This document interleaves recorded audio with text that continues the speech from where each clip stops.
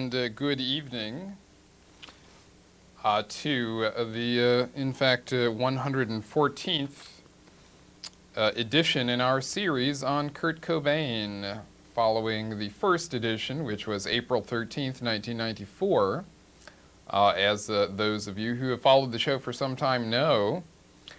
And, well, we won't make the extravagant claim of never a dull moment, but certainly we can make the claim, I think legitimately, that never been a dull program. We certainly won't cop to that. They've all been interesting, to say the least.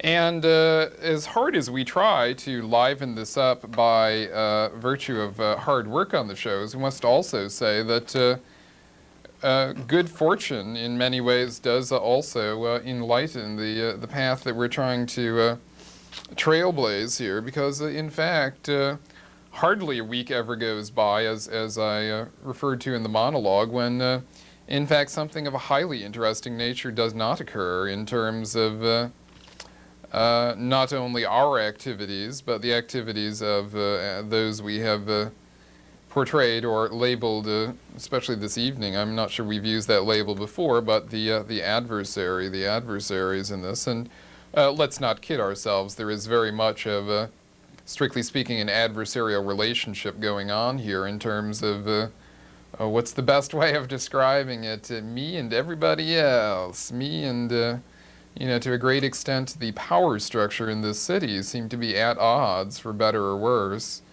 I don't know. I don't lose too much sleep over it. I imagine many in the power structure in the city are more concerned about this in terms of their futures than mine. As long as I have a future, I think it's super rosy, because after all, as I've stated rather bluntly, in so many ways, I am so right on the spot on so many things concerning this case. Let's just say the entirety of the case I'm right on the spot on. And at the same time, well, let's not even belabor the points about the power structure. In any case, we do want to refer to a particularly interesting sort of mini-event this afternoon. Obviously, one of the criticisms that we have to contend with on the program is the idea that, you know, we're some bored Gen X slacker that is looking for any opportunity to attach himself to some little bit of rock star glory, and that's really what this show is all about. I anticipate that argument. I obviously completely disagree with it in so many ways. But at the same time, let us not overlook the idea of this as a valuable little nugget of truth. And this is, in fact, from my answering machine. And as you heard in the material we've just presented, in the monologue, in fact, we got a rather interesting call this afternoon. I was not hosting a call-in program at my home, I assure you. I merely had the answering machine on. And it's not, my number's unlisted, but if somebody were to really try, it's not all that difficult to get a hold of it. So I'm not surprised to get a call from anyone with any degree of resources. But in any case, let's let you have a listen to this and see what you think. And since I'm probably only going to play it once or twice, let me point out a few of the details here. As I pointed out in the monologue, in fact, the phrase that's the real giveaway here is the phrase, "I'm after you," because, of course, this is from that Duran Duran song, "I'm on the hunt, I'm after you." And this is, of course, a song that you-know-who, Courtney, what's-her-name, covered, and is, you know, extremely notable for covering. She's also, in so many ways, notable for this attitude of, "I'm on the hunt, I'm after you." So if you have any degree of suspicion or reservation about believing this call to be authentically from, you know, the Terminator herself, just consider a few of the details. She uses that phrase, you know, springing forth from the unconscious. I mean, I'm sure that she would not have noticed that it was such a dead giveaway, but indeed that's what it really comes down to.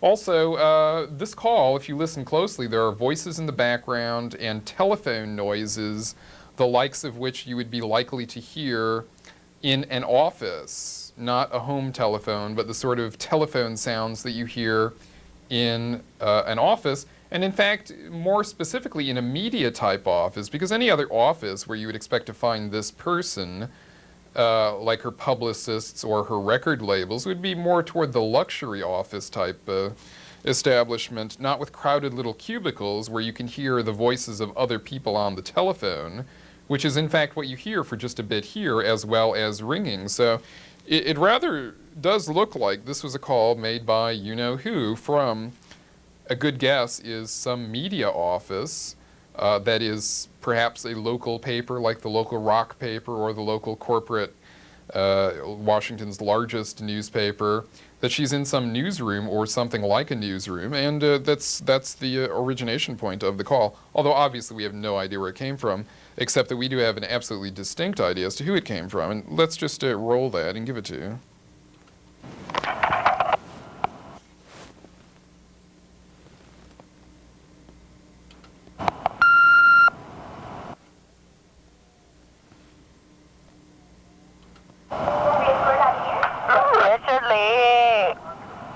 Richard, are you there? Pick up the phone, Richard. I'm after you.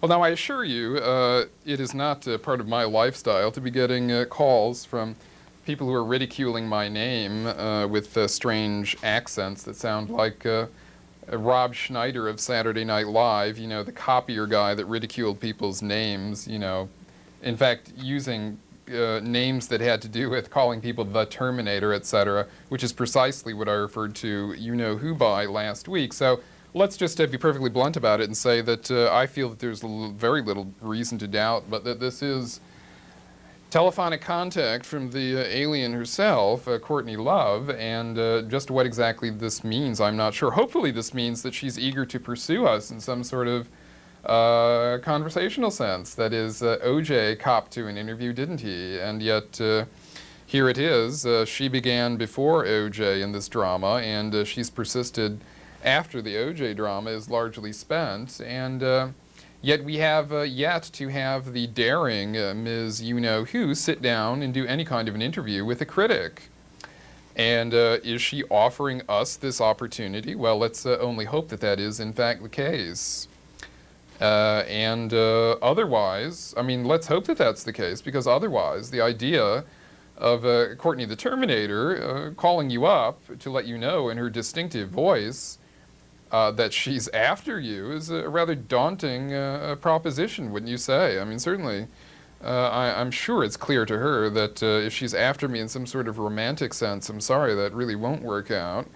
And I really have very little reason to believe that that's what was inferred. Either she's after me because she wants to confront me, according to the questions that I've raised in this series, or, God forbid, she's after me in some way that has something to do with the trail of bodies that have been left in her wake, which, kid we might about all of this, in fact, obviously, that is a very real phenomenon.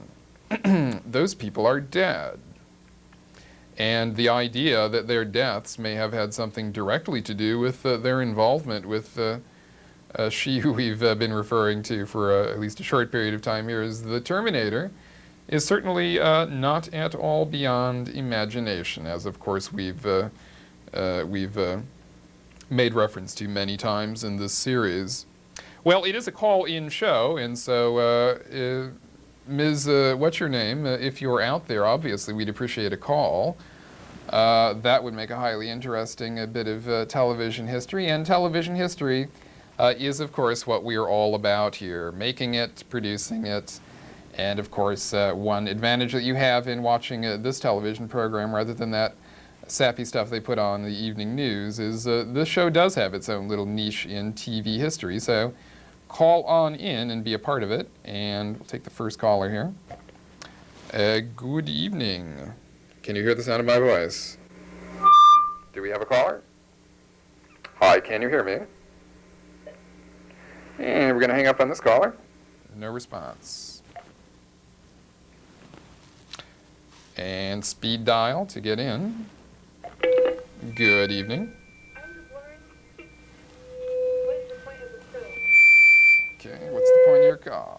Getting a lot of feedback there. I think maybe you had your TV on. So we'll have to give the privilege to some other lucky contest winner here. Good evening. Do you have a specific inquiry? Got a question, eh? A little bit of stage fright, I suppose. Do we have a caller? Yeah, how you doing? Hi, how are you? Pretty good. And let's see, well, what especially what was on your mind this evening? I just wanted to say that I think you may be just a little bit paranoid, but I just don't agree with some of your ways. I think you can take, like, a subject that really isn't important, and you can turn it into something you can just, like, mumble about. Okay, I don't mumble, so let's well, get off how many that. episodes have you had? Pardon me? How many episodes have you had? I'm tired of people pointing that out as if that's some profound criticism. What exactly do you think that I'm making mountains out of molehills with regard to? Well, with Kurt Cobain, I mean, every week you know have to say something about it. Like, you think someone murdered. I mean, you know what happened. But I mean, you just make a subject out of something that's not important. Okay, why would someone's murder not be important? It's not a murder. He was on drugs. So if someone's on drugs, then killing them is okay, is that what you're saying? No, I'm saying killing yourself is called suicide. And do you have some special knowledge that he was in fact on drugs? And do you have knowledge that he was murdered? We haven't been talking for 115 weeks on this for nothing, so we're going to go on to the next caller. Maybe someone's a little bit better informed.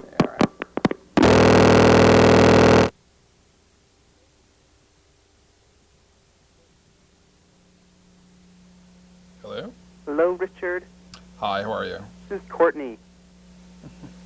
Okay, well, I listened to that other tape rather carefully, and your voice has changed considerably. Are you really Courtney Love? Jeez, Richard, you're spending so much time on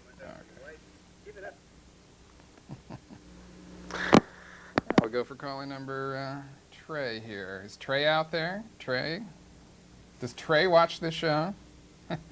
Does Paul watch this show? I mean, they must get it. Good evening. Hi, Richard. Caller number 3, yes. Hi.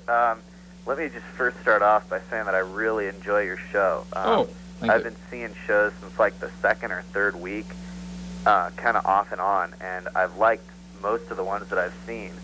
My question to you is whether or not you're going to show like reruns from the first episode, if you've even got them on tape, because I'd be interested in getting copies of those, because I've got some friends that I'd like to convince that aren't quite believers in the story, well, in the reality, I should say, of the entire subject.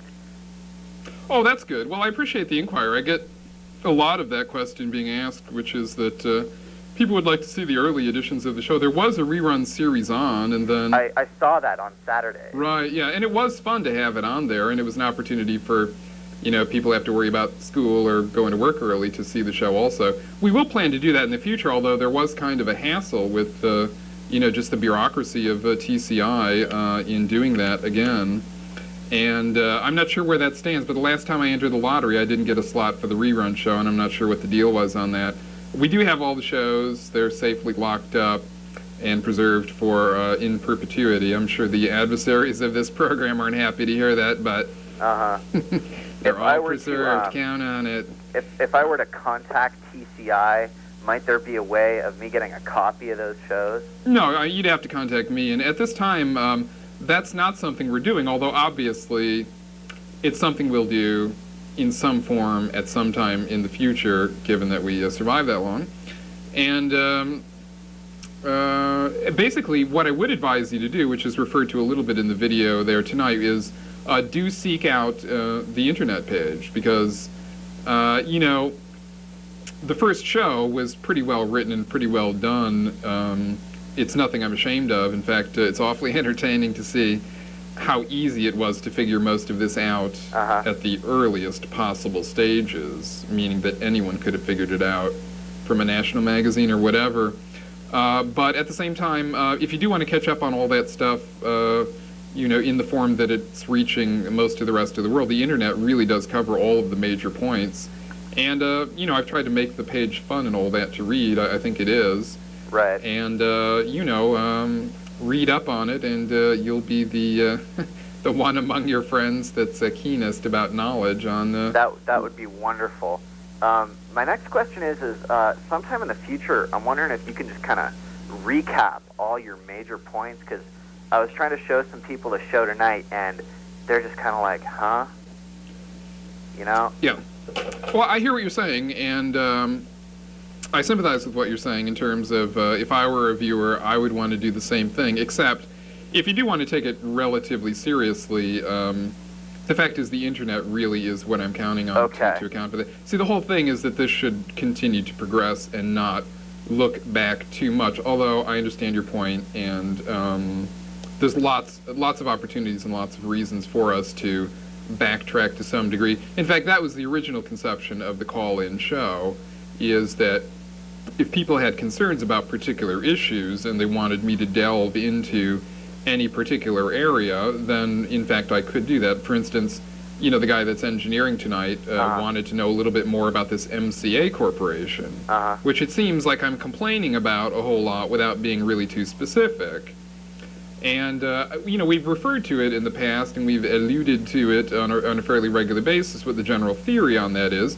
The general theory is that MCA, in its various corporate forms, has been considered, substantially linked to what's generally known as the Chicago mob, the Chicago Mafia, or La Cosa Nostra, since, I think, probably 1937 is a good starting point. But basically from the 1930s. And, last year, in the midst of all these corporate mega media mergers, they hooked up with Seagram's, which is also a corporation that has its birth in the Prohibition days of the 1930s. Right. And a lot of people would treat this as sort of a joke. Well, Prohibition, mobsters, Al Capone, ha ha ha. Well, the guy that was the main link between MCA and the Chicago mob and everything else globally that entails only died a few months ago. His name was Sidney Korshak. He was an attorney who practiced in California but always was licensed in the state of Illinois for various reasons. And really one of the most mysterious characters, in American entertainment.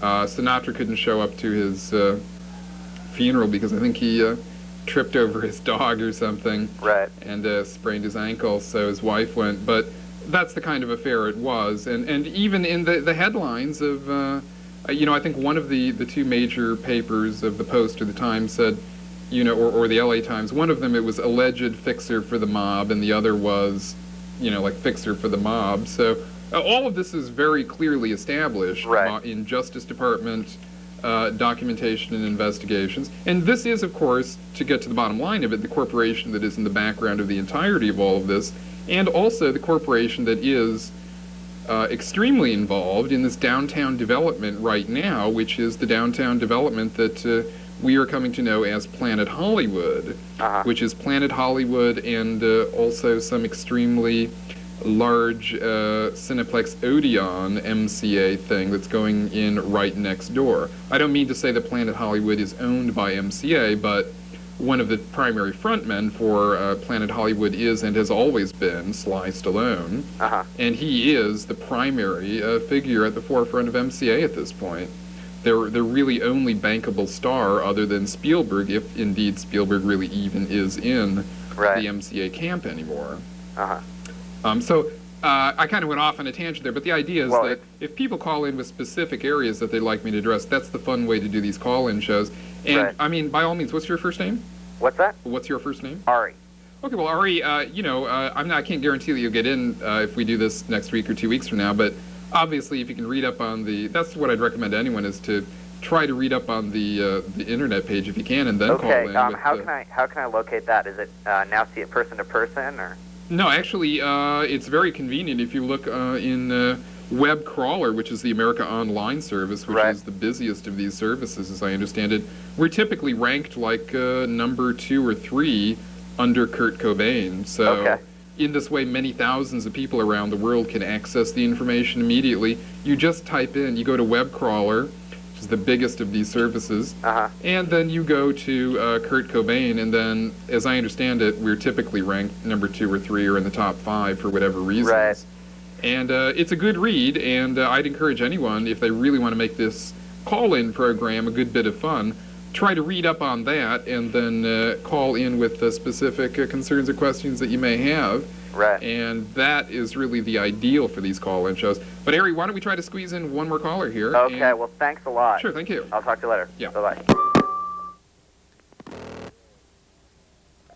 And do we have the probable last caller of the evening? Whoa, I'm last. Sorry, Callie. Hey, dude, your show rules. You put out theories, ideas, and you give fundamentalism that shows predominantly how this probably went through. The fundamental basics of what's likely, I mean, yeah. Oh, yeah. Yeah. Oh, yeah. So did it ever occur to you, I mean, you probably did not learn about this program the first week that it occurred. Actually, I did. Oh, did you really? Oh, yeah. Yeah. Oh, yeah. Watch as often as I can catch it. Oh, that's cool. Well, you know, it's a real pleasure to have been able to change the course of history in something as important as Nirvana, because I'm sure you can see that since the moment that Kurt Cobain died, Nirvana, as you might expect, ceased to become a living, functioning entity and merely became something that was going to be torn apart for scrap by those who sought to make financial gain out of it. Yeah, And you got it. You got I it think, there. involved considerable impairment to what Kurt was obviously really trying to achieve. It's all big money now. It's all about money now, yeah. Okay, well, thanks for calling. We'll just try to squeeze one more guy in. Or Later, dude. individual, and thanks. Hi, individual of any gender on the line. Did I say guy? Okay. So we do have a call. Hi, you're on the air. Hey, I just wanted to say that first off, I love your show. This is the first time I've actually seen it. It's great. I just thought from an artistic standpoint it was wonderful, and I had never really thought it through that much about how Kurt Cobain could have died. Yeah. It was just amazing. Jeez, I'm really nervous. This is the first time. Oh, that's okay. We're being far too nice. Most people are a lot nastier than that. The whole thing is, you know, if I could just offer this, which is, I understand that a lot of people really like the show, and then a lot of people, as you can see, really don't like it at all. And that's to be expected, but is there any particular area that you've been curious about in terms of an explanation as to what the general theory is? No, actually, but I did have one question. Okay. Since you were wondering if that was her or not, why don't you call, like, a telephone company, your phone company, and see if they can't trace the call? Well, indeed, that occurred to me, although it would be traced merely to wherever she was. But again, you understand the general gist of what I'm saying there is that who in a crowded office with office telephones going off and other people working that you can hear in the background there, I wouldn't recognize her. who would be so bold as to issue a threat on the telephone like that, I'm after you, except there's only one person in the world who's got that MO, you know what I mean? Yeah.